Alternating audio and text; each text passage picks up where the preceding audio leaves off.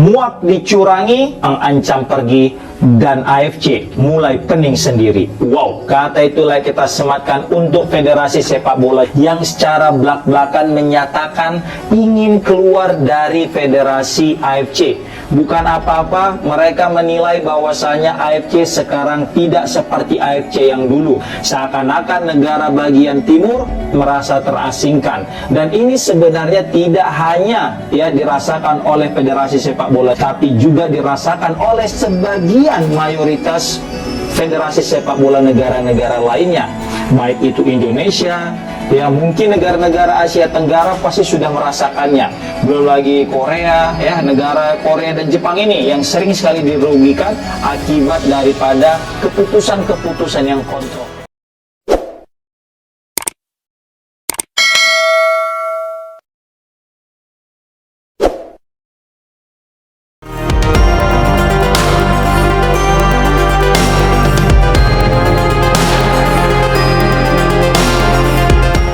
Peluit panjang baru saja ditiup, mengakhiri penderitaan 90 menit di atas lapangan hijau. Di layar kaca dan di tribun, pemandangannya seragam. Wajah-wajah tertunduk, helaan nafas panjang, dan tatapan kosong. Untuk kesekian kalinya, skuad Garuda harus mengakui keunggulan rival bebuyutan mereka, Vietnam, dalam ajang Piala AFF 2026. Di atas kertas, Timnas Indonesia edisi 2026 digadang-gadang sebagai salah satu generasi emas. Dengan proyek naturalisasi yang terus berjalan dan para pemain yang merumput di liga-liga luar negeri, ekspektasi publik melambung tinggi hingga menembus stratosfer. Namun, sepak bola seringkali menghadirkan realitas yang kejam. Vietnam dengan permainan kolektif yang Spartan dan disiplin taktis tingkat tinggi kembali menjadi batu sandungan yang menyakitkan. Reaksi publik tidak butuh waktu lama untuk meledak. Hanya dalam hitungan menit pasca pertandingan, jagat media sosial dikuasai oleh badai kekecewaan. Menariknya, alih-alih sekedar mengkritik taktik pelatih atau performa pemain, sebuah narasi dominan muncul dan menguasai trending topik. Ini cuma Piala Ciki, mending timnas keluar dari AFF. Sebagai supporter yang mencintai lambang Garuda di dada, emosi ini sangat bisa dipahami. Rasa frustasi melihat tim yang kita bela dengan darah dan air mata kembali gagal adalah hal yang valid. Namun sebagai bangsa sepak bola yang ingin maju, kita harus berani menatap cermin. Benarkah ini murni karena turnamennya yang tidak bergengsi, atau narasi Piala Ciki hanyalah tameng untuk menutupi ego kita yang terluka? Mari kita bedah anatomi kekalahan ini secara jernih dan mendalam. Untuk memahami ledakan emosi para penggemar, kita tidak bisa mengabaikan apa yang terjadi di atas lapangan. Pertandingan melawan Vietnam tidak pernah sekedar tentang 3 poin. Ini adalah adu harga diri dan perang mental.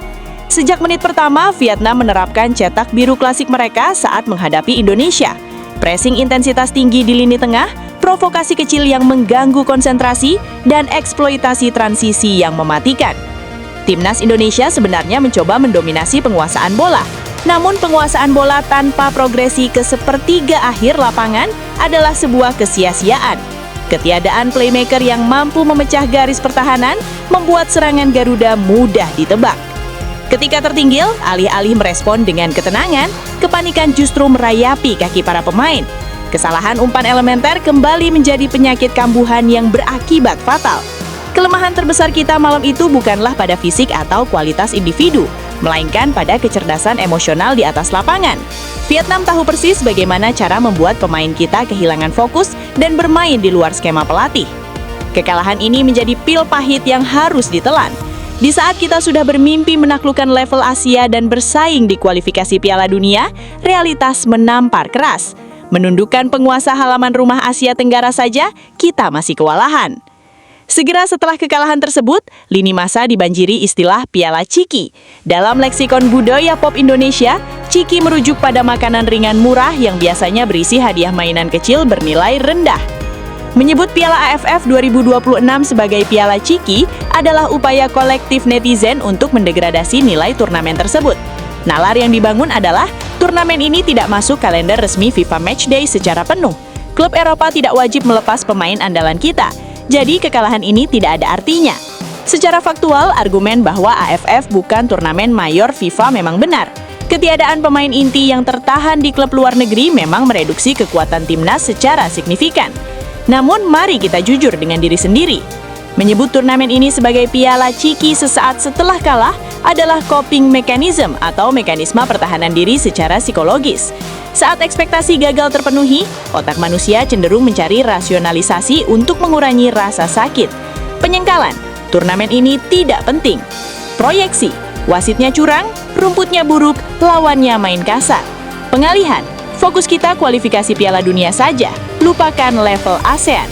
Jika ini memang sekedar Piala Ciki, pertanyaannya sederhana. Mengapa puluhan ribu orang rela mengantri tiket berjam-jam? Mengapa kafe-kafe penuh dengan acara nonton bareng? Mengapa Anda merasa sangat marah dan patah hati malam ini? Kenyataannya, gengsi Asia Tenggara itu nyata. Menghina turnamen ini karena kita gagal menjuarainya tidak membuat Indonesia terlihat superior. Hal itu justru membuat kita terlihat arogan namun nirprestasi.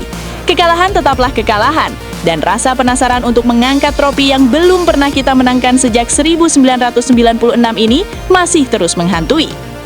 Bersamaan dengan narasi Piala Ciki, kampanye #OutAFF menggema. Supporter menuntut PSSI untuk segera menarik keanggotaan dari Federasi Sepak Bola ASEAN dan bergabung dengan subkonfederasi lain seperti EAFF Asia Timur atau CAFA Asia Tengah. Alasan yang dilontarkan terdengar masuk akal.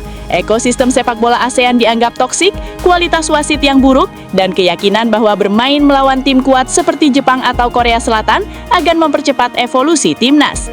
Besi menajamkan besi, kata mereka. Namun mari kita letakkan kacamata emosi dan memakai kacamata realitas administratif dan pembinaan. Komparasi realitas pindah federasi. Aspek, tetap di AFF ASEAN, pindah ke EAFF Asia Timur. Peluang juara, tinggi, meski selalu gagal di final. Sangat rendah, harus melawan Jepang, Korea Selatan, dan Cina. Biaya operasional, terjangkau. Jarak tempuh antar negara dekat. Sangat mahal, PSSI harus menerbangkan semua level usia ke Asia Timur rutin. Nilai rivalitas sangat tinggi, melawan Malaysia, Thailand, dan Vietnam. Rendah karena kurangnya ikatan sejarah dan emosi dengan tim seperti Guam atau Taiwan. Pembinaan usia muda, turnamen kelompok umur U16 dan U19 rutin dan kompetitif. Resiko mental hancur jika tim usia muda rutin dibantai tim raksasa Asia Timur. Menabrak tembok realitas, pindah federasi bukan sekedar mengirim surat pindah domisili. Ini menyangkut seluruh ekosistem, timnas senior, kelompok umur, sepak bola wanita, hingga futsal. Jika kita pindah ke EAFF, timnas kita belum tentu langsung bertanding dengan Takefusa Kubo atau Son Heung-min. Kita harus merangkak dari babak kualifikasi awal melawan negara-negara seperti Kepulauan Mariana Utara, Guam, atau Makau. Secara komersial, stasiun televisi dan sponsor mana yang berani bayar mahal hak siar untuk pertandingan tanpa ikatan emosi seperti melawan Malaysia atau Vietnam? Menuntut keluar dari AFF sama halnya dengan murid yang selalu gagal ujian matematika di kelasnya, lalu meminta pindah ke kelas akselerasi dengan alasan guru di kelas saya tidak asik. Kita harus lulus dan mendominasi kelas kita saat ini sebelum meminta tantangan di kelas yang lebih berat. Daripada sibuk mencari pintu keluar dari Asia Tenggara, energi luar biasa dari publik ini seharusnya diarahkan untuk menuntut perbaikan sistemik di dalam negeri. Mengapa Vietnam bisa dan kita belum? Kualitas liga domestik yang jalan di tempat. Timnas adalah etalase dan liga adalah pabriknya. Selama Liga 1 kita masih berkutat dengan masalah jadwal yang sering berhenti, kualitas wasit yang diragukan, dan ball in play atau waktu efektif bola bergelani yang sangat rendah, akibat terlalu seringnya pemain berjatuhan, kita tidak akan pernah memproduksi pemain dengan stamina dan ketangguhan taktis standar internasional. Ketergantungan ekstrim pada pemain diaspora. Program naturalisasi adalah jalan pintas yang terbukti menaikkan level tim. Namun AFF 2026 kembali membuktikan bahwa ketika turnamen digelar di luar kalender FIFA dan pemain Eropa kita tidak dilepas, gap kualitas antara pemain abroad dan pemain lokal sangat mengganga. PSSI harus memastikan pembinaan akar rumput berjalan agar kedalaman skuad kita merata. Kesinambungan pembinaan. Negara-negara pesaing membangun fasilitas training center kelas dunia dan liga usia muda yang terstruktur sejak 2 dekade lalu. Kita baru memulai fondasinya. Tidak ada hasil instan dalam sepak bola.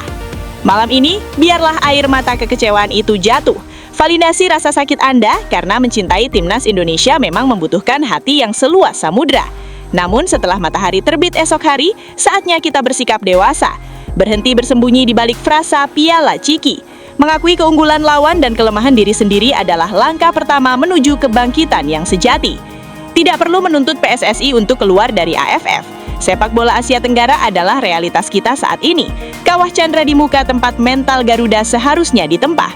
Daripada melarikan diri dari tetangga yang mengalahkan kita, jauh lebih terhormat jika kita merapihkan barisan, membenahi liga domestik kita, mengevaluasi sistem kepelatihan, dan kembali di turnamen berikutnya untuk membungkam keraguan.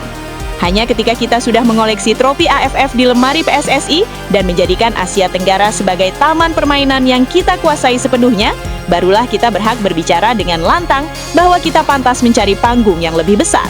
Sampai saat itu tiba, Piala Ciki ini adalah ujian terberat yang harus kita taklukkan. Bangkitlah Garuda, jalan masih panjang dan lari dari kenyataan bukanlah mentalitas seorang juara.